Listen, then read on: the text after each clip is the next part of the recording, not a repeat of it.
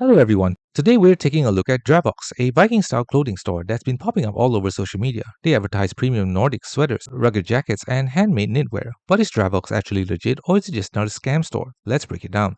So Dravoks markets itself as a Viking-inspired apparel brand selling thick wool sweaters, Nordic hoodies, and high-quality craftsmanship. The product photos look amazing. Heavy knit patterns, textured designs, warm winter fabrics, the kind of stuff that makes you want to go buy instantly. But what customers actually receive tells a different story. Let's start with the biggest issue: customer reviews. On Trustpilot and other review sites, Dropbox has an extremely low rating. Hundreds of buyers report the same problems. The clothing that arrives looks nothing like the photos. Instead of knitted wool sweater, you get thin polyester sweatshirts with a printed design. Quality is described as cheap, flimsy, and costume level. Sizing is wildly inaccurate.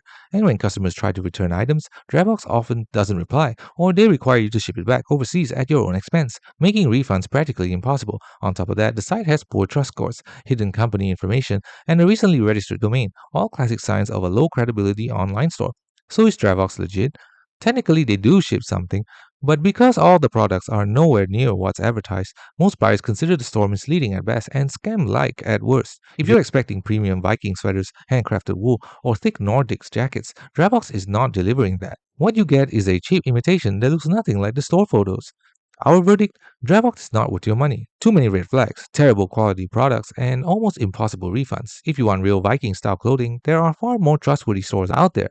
Thanks for watching. Don't forget to like and subscribe for more videos.